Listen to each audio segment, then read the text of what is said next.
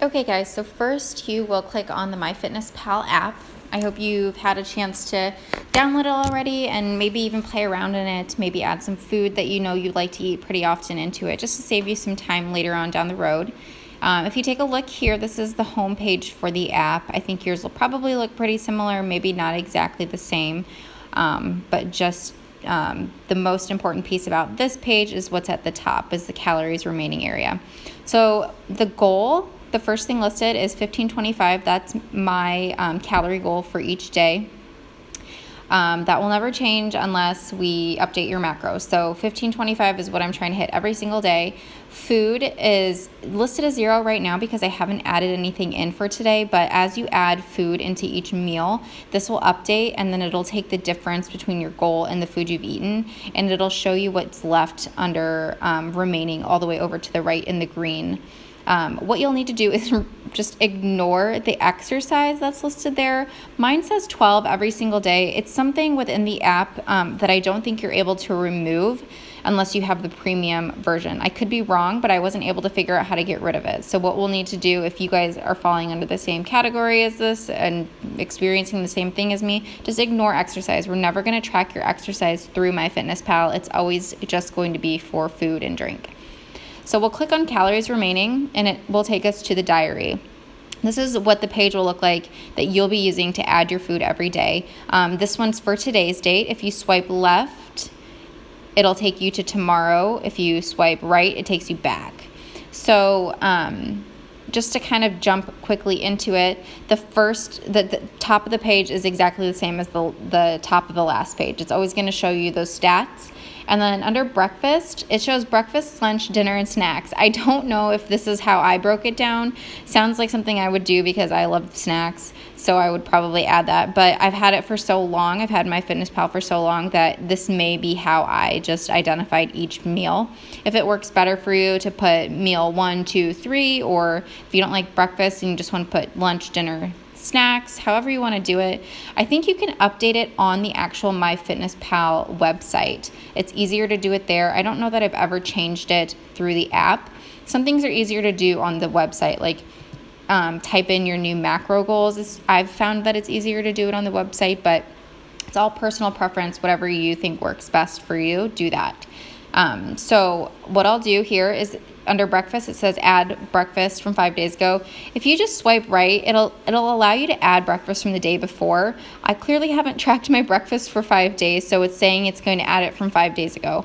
I usually eat the same exact thing for breakfast every single day, which is why I haven't tracked it. I just know exactly what I eat and how many macros it is, and so I just don't track it all the time. So I'll just show you. If I swipe right, it adds it. It's clearly not correct. I don't ever eat just one egg for breakfast, so I'm not sure what I was doing there. Probably just trying to show an example of something. So I'm going to add a breakfast, a whole meal for you, just so you can see how that works. So what we'll do is you can either hit add food under breakfast, and it takes you to this page. Under recents, it's currently clicked on the recents tab. So these are just foods that I eat on a normal basis. So it keeps track of that kind of stuff. Same with frequent. I don't know how it decides which tab it's going under, but these are just things I eat quite often. And then you can also add your own recipes. Just hit create a recipe and you can put in, it's for like a whole batch or however much you want to make it for. So this is a nice tool to use if you're making dinner for like your whole family. Say you're making like spaghetti, you can put the pot serves 7 people, and then it breaks it down per serving for you so you can see. Like if you take a look at this page, I make my own like green juice and carrot, apple cider vinegar juice, and I usually make that for Josh and I. So it's usually like 7 to 10 servings or something like that, but this shows it as 1 serving, and so it says the carbs, fat, and protein for 1 serving, which is really nice to see rather than trying to figure it out every day. So going back to breakfast, I went back to the recents tab. What you'll do is you'll look in the search bar above for whatever food you're looking for.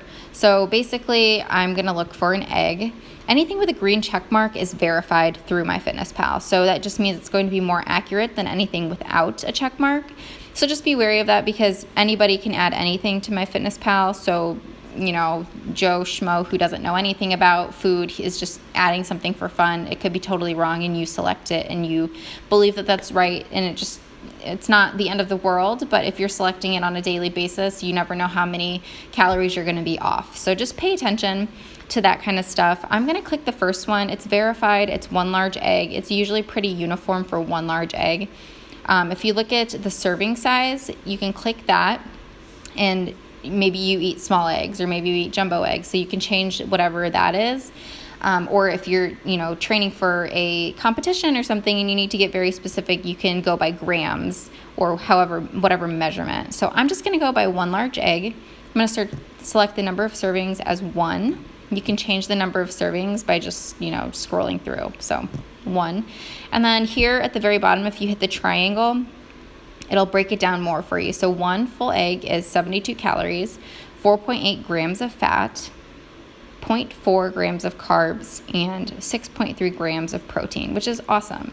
So then to save it, you'll hit the check mark at the top right-hand side, and that should add it to your breakfast. Now I'm going to add egg whites. So just typing in egg whites. Things are coming up as I type. You can select them as you type, or you can wait and search for them at the end. I'm going to select the first thing. Look at these options though. Like the second one is Egg White Delight from McDonald's. Be careful with what you're clicking because you could just be very far off from what you're actually looking for. So I'm going to click the first one, egg whites raw. I'm obviously going to cook them, but it's fine if I put it in like this, as long as you're uniform. If you're documenting everything in MyFitnessPal as raw, then you might want to keep it uniform as raw, or don't mix often because if you look at some options, it'll say like raw or it'll say cooked. So just try not to mix and match them. If you're doing raw, stay raw. If you're doing cooked, stay cooked. Obviously, I'm choosing raw, but I'm cooking the food. But it's the only one that I'm choosing raw. So I'm going to select serving size as 1 large egg, and I'm going to have 2 egg whites, so 2 servings. And when you put more than 1 serving, it'll show the stats down here. This is for 2 egg whites. So 7.2 proteins, basically no carbs, and basically no fat. So that's really great too. So hit the check mark at the top to add it. And there you go. 2 egg whites, 1 egg. And I'm going to add, I usually eat a meatless sausage patty or meatless breakfast patty. So you can see I only started typing meat and these are what popped up. So clearly I eat this pretty often. I'm just going to select the first meatless breakfast patties from Trader Joe's. Be careful with the serving size. Sometimes different boxes, always look at the box and always pay attention to serving size, because sometimes the serving size is half a patty, not just even for these, but in general, like maybe it's like a cup instead of a full cup. So sometimes it's 2 patties or half a patty or whatever. So 1 patty is the serving size I'm going with. Serving size, number of servings, I had 1 patty. And then click the triangle down in the middle of the page to expand the macros. And it'll show you here 4.5 fats, 3 carbs, and 7 protein for 1 patty. And I like to make a breakfast sandwich. So basically, I am just going to add spinach. So I will search baby spinach. I usually eat Trader Joe's baby spinach. It has a check mark, so that's nice. Now, serving size has 4 cups. I probably will never eat 4 cups of spinach for breakfast, so I'm going to change this to 1 cup, and I'm going to change number of servings to 1 serving. And just to give you guys some context, and maybe you know this already, but look at the calories for 1 cup of spinach. No fat, hardly any carbs, and a little bit of protein. And you get all of this all these vitamins, and it's so good for you. It's such a high volume food that it keeps you full for a long time, and it's basically free. Like there are no macronutrient like expenditures here. So you can eat basically as much of these kinds of things as you want, and it'll keep you full. It's just like something very good to keep in mind when you're trying to plan your meals. Try to have that in every meal, not just spinach, but like zucchini or a very low carb vegetable that fills you up. Okay, so here is my breakfast: egg, 2 egg whites, breakfast patty, and spinach. So if you look at the breakfast line, it shows a total of how many calories were used for this meal. So 191. And if you take a look at the top where it says goal and food, it shows the goal, it shows the food that I've entered so far, and then it shows what I have left. Please ignore the exercise. It is not important in this app. And then if you click on calories remaining at the top, it takes you to this page, which I think is the most helpful informational page of MyFitnessPal. So it breaks down your daily goals by macronutrient. So it has your proteins, your carbs, and your fats. And then I always add sugar and fiber as something very important, because these are two things you really want to pay attention to as well, because having too much or too little is not good for you. I mean, obviously having less sugar is good for you, but fiber, if you don't get enough, it just, your whole body, you can feel it in your whole body in the way it operates. So just make sure you're getting enough fiber every day and you're not getting too much sugar. So if you look at the middle column, it says goal. This is how many grams of each macronutrient you want to aim to get each day. And then to the left of goal is total. That's how much you've used so far. And then to the right of goal is what's remaining. So today I have 75 grams of protein remaining, 149 grams of carbs, and 50 grams of fat. I have a lot of food left to eat in this day, so that's really good. But also it's really good to see, say you had a protein shake for breakfast. So you had a ton of protein. That little blue line would be way over, which is, I love the little blue lines too, because it shows you what you've had. It kind of gives you a better visual of just like, hey, this is where you are. You have a ton of protein. Maybe you should eat some carbs and fat. So just kind of keeping those along the same lines throughout the day is a really good idea. But I think this is the most beneficial page of MyFitnessPal. It just kind of breaks down everything to you as a whole for the day. And the views, you can change it to a week, or you can change the date to find a specific date if you're going back to look at something. And I'll be sending you guys a Excel spreadsheet too, and you'll be filling in your macros for the week, just so I can kind of keep track of things and see, why you aren't losing weight or why you are losing weight, and just to be very precise on that kind of stuff. But this is where you'll go to get the numbers. If you hit these arrows, you can go back day by day, and then you can just record them into the spreadsheet that I send you that you have to send back to me. So this is super helpful. You can also click calories to the left of nutrients, and it shows a breakdown just of the percentage you're eating at each meal. So if you are a super visual person, this is helpful. Or if you click the macros tab to the right of nutrients, it's also another breakdown of how many of what macronutrients you're eating most or least. So obviously, your fats are probably smaller, but this is just if you operate better with visuals, this is here too. I don't really ever use those. This is basically the only page I use, so it's all preference. Going back to, I'm going to hit add food again to go back to the search page. There are two helpful icons to the right of the search box. There's this first one. It's just a little location icon. If you click that, you can search for restaurants that are close by around you, or if you're going to be traveling, you can search for restaurants wherever you're going to see if they have a menu that is already uploaded. And this is super helpful if you're going to like a work lunch, or if you're planning happy hour with your friends, or if you have a date night, or if you're having dinner with your friends or family to celebrate something.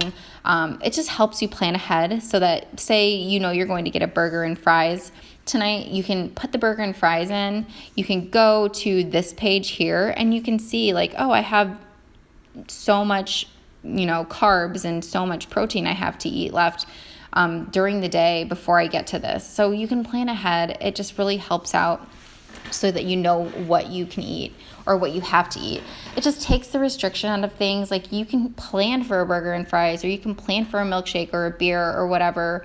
It's just all preference, and it's all thinking about what you're putting in your body. So tools like this are really great. That way you can go out and have fries, and you're not going to go over your macros, and you're going to be able to fit them into your daily meal, and you're not going to be depriving yourself. And that's so important when you're following any sort of plan, any diet or fitness plan, because you want to succeed, and this is how you set yourself up to succeed doing that.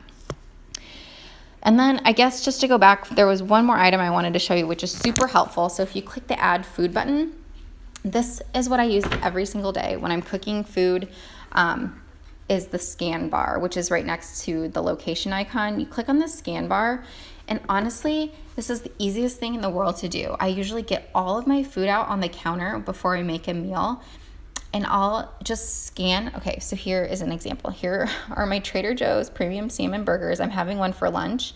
All you have to do is find this barcode over here. See, I didn't even put it over the barcode and it found it. So let me just show you. Sometimes it's easier than others, and sometimes it's hard, but you just go back, you find the barcode, you put it around the box, and it gets it for you, and it puts all the information in here, so you don't have to go searching for anything.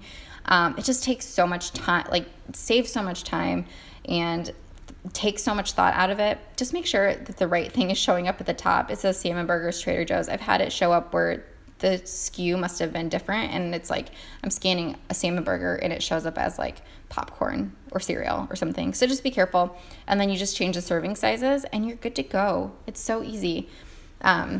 So I use that a lot when I'm like on the go, just, if I bought a bag of chips or if I'm drinking a kombucha from the store or something, I scan it and I just put it in. Or when I'm making dinner, I write down everything, or I keep all the packages and then scan it at the end. Just whatever works for you, whatever makes things easier for you, so you'll do them. I think that's it. I went through all of these going back, and then you can do your lunch and dinner. You can change those on the website to reflect what you want. There are some other features, like this progress feature at the very bottom. If you click on progress, if you are very religious about putting everything into this app, this is a good tool, but I just put my starting weight and stuff in there in the beginning, and then I never really look back at it because I'm tracking things elsewhere. So I don't need this, but if this is something that helps you, feel free to use that too. And then this is just your preferences and stuff, so you can change things around. Also, just kind of a quick thing too, if you click this plus sign, it brings up these icons. You can add food. If you click food, choose your meal, and it gets you to the same place. But it's just there's a bunch of different ways to get where you're trying to go. It's just however you prefer to get there. Okay, well, I think that wraps it up. If you guys have any questions at all, I encourage you to never feel afraid to ask. I mean, there's so much to learn. It's definitely a learning process. So, the more clear it is for you, the more you're going to enjoy it and the more you're going to follow through with it. So just keep that in mind. This is what you make of it. And the more you do it, the better you get at it. So just also keep that in mind. It gets easier. You become way better at eyeballing things and stuff like that. So, just be patient. The learning curve's there, but you're going to do great, and I'm here for you for any questions.